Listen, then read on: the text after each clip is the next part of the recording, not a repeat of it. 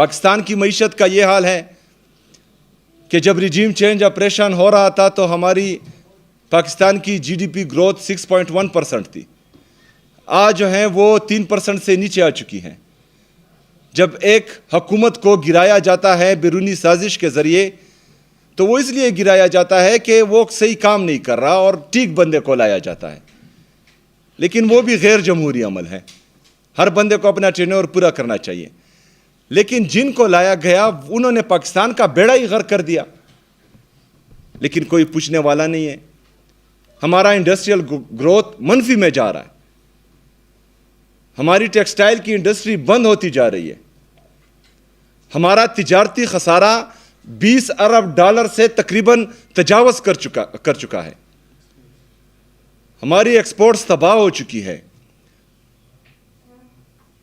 ہمارا نوجوان جو اس ملک اور قوم کا قیمتی اثاثہ ہے وہ پاکستان سے بھاگنے کے طریقے ڈھونڈ رہا ہے, کیونکہ یہاں پر نہ روزگار کے مواقع ہیں اور نہ ہی جو ہیں ان کو اپنا مستقبل یہاں نظر آ رہا ہے.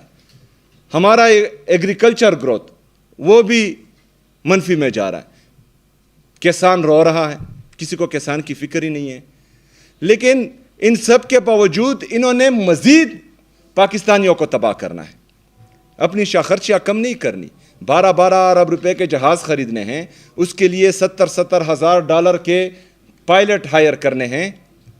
لیکن بوجھ کس پر ڈالنا ہے؟ پاکستانی قوم پر. 321 روپے پیٹرول پہنچ گیا ہے, 321 روپے تک. ہمارے دور میں پیٹرول فی بیرل تقریباً $117 سے $120 تھا, لیکن پیٹرول کی قیمت $150 تھی.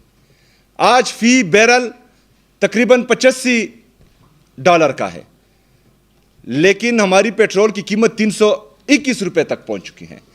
75 سالوں میں پیٹرول کی قیمت $150 روپے تک تھی, لیکن صرف 3 سالوں میں $171 روپے کا اضافہ ہوا ہے. مطلب 75 سال میں 150 روپے, صرف 3 سالوں میں 171 روپے کا اضافہ, مطلب 75 سال سے بھی زیادہ. کیوں؟ کیونکہ ان کے ساتھ پالیسی ہے ہی نہیں, ان کا منشور ہے ہی نہیں, ان کا ذہن ہے ہی نہیں, ان کی یہ نیت ہی نہیں ہے کہ پاکستان ترقی کرے. تو یہ اپنی معیشت کا کیوں سوچیں؟ یہ پاکستان کی انڈسٹریل گروتھ کا کیوں سوچے؟ ایگریکلچر گروتھ کا کیوں سوچے؟ نوجوان کا کیوں سوچے؟ انفلیشن کم کرنے کا کیوں سوچے؟ کیونکہ ان کو پتہ ہے کہ 17 سیٹوں سے پھر ہم نے آ جانا ہے. جمہوریت تو مفلوج ہو چکی ہے, ادارے بھی مفلوج ہو چکے ہیں.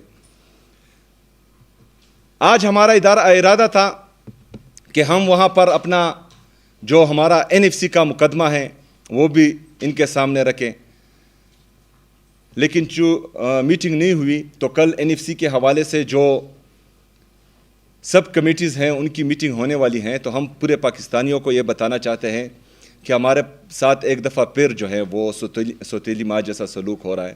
خیبر پختونخوا کے عوام کے ساتھ امتیازی سلوک ہو رہا ہے, اور ہمیں جو ہمارا ڈیو شیئر ہے NFC میں وہ نہیں دیا جا رہا.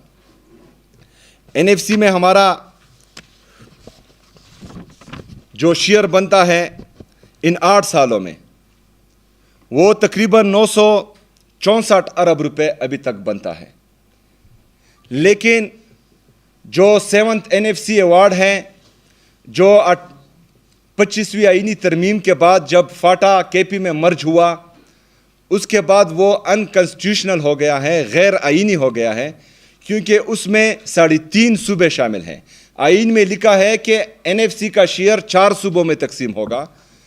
چونکہ مرج اضلاع KP میں شامل ہو چکے ہیں اور ان کو ان کا حصہ نہیں دیا جا رہا, تو یہ 3.5 صوبوں کو دیا جا رہا ہے جو غیر آئینی ہے.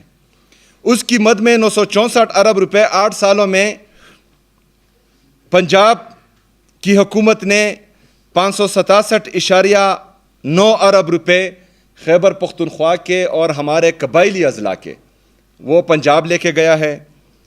سندھ 278.1 ارب روپے لے کے گیا ہے جو ہمارے قبائلی اضلاع اور خیبر پختونخوا کا حق تھا.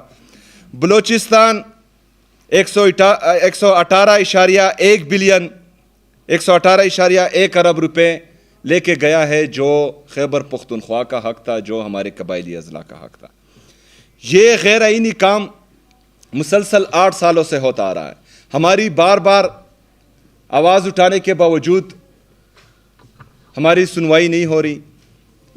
وفاقی حکومت کے ساتھ, وفاقی نمائندوں کے ساتھ ہماری 4-5 میٹنگز جو ہوئی ہیں میرے یا میرے بغیر, ان سب میں ہم نے یہ بات کی ہے, یہ آواز اٹھائی ہے, لیکن اس کے باوجود بھی ٹس سے مس نہیں ہوا کوئی.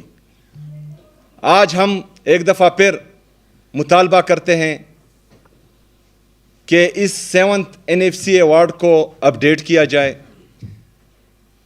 اس کو کانسٹیٹیوشنل کر دیا جائے, تاکہ جو حق لاہور میں بسنے والے شہری کا ہے, کراچی میں بسنے والے شہری کا ہے, کوئٹہ میں بسنے والے شہری کا ہے, پشاور میں بسنے والے شہری کا ہے, وہ حق بھی قبائلی اضلاع کے قبائلیوں کے لیے بھی مختص ہو.